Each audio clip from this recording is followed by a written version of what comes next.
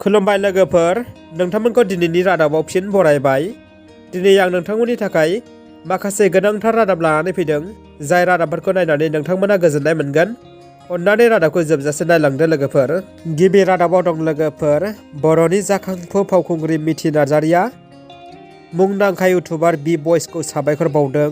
फावखुंग्रि मिथि नार्जारिया रिमल दैमारिजों जथायै दोंसे मिसु मेथाइ रोजाबदोंमोन। बे मेथाइया खम समनि गेजेरावनो गोबां पपुलार जादोंमोन आरो 7 लाखनिबो बांसिन सुबुंनि अनसायनाय मोन्दों। फावखुंग्रि मिथि नार्जारिनि बे मिसुब मेथाइयाव बि बयसनि गोबां अनसायारिफोरानो फैनानै नायफैदों, लोगोसे कमेन्टआव फोरमायदों दि बि बयसखौ साबायखर बाव होननानै। बे लेखायैनो जाखांफु फावखुंग्रि मिथि नार्जारिया इउटुबनि गेजेरजों बि बयस बिथांखौ साबायखर बावदों। नोंथांमोना बे भिडिअखौ नायनो गोसोबा नायनो हागोन। दानिया फैदो लोगोफोर गुबुन मोनसे खौराङाव। बर'नि राफोद खौरां फोसावग्रा बिजों निउज पर्टेल बड'लेण्ड रादाबनि गाहाय मावख'खौ बिटिआरनि चिफ मानगोनां प्रमद बर' बिथाङा दिनै क'क्राझारनि बड'फा नोगोराव बेखेवबाय। बे बेखेवनाय बुब्लियाव बाहागो लादोंमोन फारियै इउएन एकाडेमिनि डाइरेक्टर गपाल कृष्ण बसुमतारी, जनता फरायसालिमानि गोरायुं सुबुं बसुमतारी, जनता फरायसालिमानिनो बर' बिफाननि गाहाय आदाराम बसुमतारी, लोगोसे बड'लेण्ड रादाबनि गाहाय सुजुगिरि मैखोम बसुमतारी, मेनेजिं डाइरेक्टर दानसोरां ब्रह्म बिथांमोनजोंनो लोगोसे गोबां माननि आलासि खौरांगिरि सानसुमै मावथिफारिया बिथांमोना बाहागो लादोंमोन। बिपिएफनि गोख्रों दैदेनगिरि लोगोसे तामुलपुर एलएसिनि बिजाथि रंजा खुंगुर बसुमतारी बिथाङा बिसायख'थि जानायनि माखासे सान सिगांनो बिपिएफ नागारबाय। बिथां रंजा खुंगुरा मैया बिपिएफ दोलोखौ नागारनानै फिन दिनै हरखाबै बिजेपि दोलोआव हाबबाय। बिथां रंजा खुंगुर बसुमतारी बिथाङा मानि थाखाय बिपिएफखौ नागारखो बिनि जाहोनखौ दासिम खौरां लिरजासिमाव जेबो मिथिनो मोननाय जायाखै। डक्टर हिमन्त बिश्व शर्मा बिथाङा सापागुरियाव इउपिपिएल दोलोनि बिजाथि इउजि ब्रह्मनि जानानै बिसायख'थि फोसावदिंदों। बे बिसायख'थि फोसावदिंनायाव बाहागो लानानै डक्टर हिमन्त बिश्व शर्मा बिथाङा बुंदों दि फामे बिबार माने ट्रेक्टर माने फामे बिबार होननानै। बिथाङा बुंबावदों दि जुदि दिसपुराव बिजेपिनि सरकार लाबोनांगौब्ला इउपिपिएल दोलोआ देरहासार जाथारनांगोन, अब्लासो बिजेपि सरकार फैगोन होननानै बुंदों।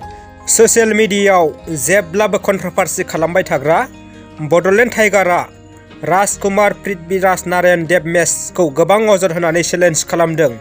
बिथां बड'लेण्ड टाइगारआ बिथां मेसखौ बुंदों दि बिथाङा सासे हिन्जावनि केलेंकारि गोनां लोगोसे फाग्ला होनना बिथाङा बुंबावदों। मेस बिथाङा गावनो सासे थगायसुला आरटिआइ होनानै कन्ट्राक्टरफोरनिफ्राय रां दाबि खालामग्रा सुबुं होननानै बिथाङा अजद होदों। लोगोसे बड'लेण्ड टाइगारआ बिथांखौ चेलेन्ज खालामदों। बिसायख'थि समावनो आसामनि हायाव दुथांफोरा बिरहोदों पाकिस्ताननि फिरफिला। रायजोआव बिसायख'थिनि दुंहाव बारनि थासारि। लोगोसेनो बेबायदि समावनो भारत हादरनि आसाम रायजोआव बिरदों पाकिस्ताननि फिरफिला।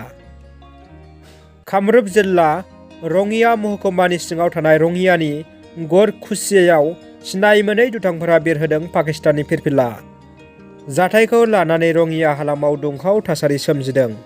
लोगोसेनो रङिया हालामनि सांग्रां नोगोरारिफोरा बुंथिनाय बायदिब्ला दुथां सुबुंफोरा रङिया हालामनि सुबुंफोरनि गेजेराव धोरोमारि बेले-बेजे सानलायहोनो थाखाय बे अगेन हाबाखौ मावदों होननानै बुंथिदों। दानिया फैदो लोगोफोर जोबथा खौराङाव। हाग्रामा महिलारिखौ जेलाव सोनो हुमखि होनाय हिमन्त बिश्व शर्मा बिथाङा फिन खैफोदाव। आसाम इलेक्सन कमिसना डक्टर हिमन्त बिश्व शर्मा बिथांखौ जारि खालामदों। हाग्रामा महिलारिखौ मानि थाखाय बिदि हुमखि होदों, बिसायख'थि समाव बेखौ सोंलु खालामदों आरो बिनि सायाव डक्टर हिमन्त बिश्व शर्मा बिथाङा आसाम इलेक्सन कमिसननो फोरमायनांगोन। डक्टर हिमन्त बिश्व शर्मा बिथाङा हाग्रामा महिलारिखौ साननैसो सिगां उदखारिफोरजों लोब्बा थानायनि अजद होना एनआइए नायबिजिरनाय जागोन होननानै लोगोसे जेलाव सोनो हुमखि होदोंमोन। बेराफारसेथिं बे बाथ्राखौ लानानैनो कंग्रेस दोलोआ इलेक्सन कमिसन अफ इन्डियानो रिपर्ट होनाय लेखा आसाम इलेक्सन कमिसना हिमन्त बिश्व शर्मानि सायाव बे राहाखौ लानाय जादों होनना मिथिनो मोननाय जादों। दिनैनि रादाबा एसेनोसै लोगोफोर। नोंथांमोना जुदि दासिमबो आंनि हारिमु इउटुब चेनेलखौ साबस्क्राइब खालामाखैब्ला अन्नानै साबस्क्राइब खालामदो आरो भिडिअखौ लाइक होदो। लोगोसे माबाफोर बुंनांगौ दङब्ला कमेन्टनि गेजेरजों बुंदो। दिनैनि थाखाय एसेनोसै। गोजोन्थों लोगोफोर। जै बर' हारिनि।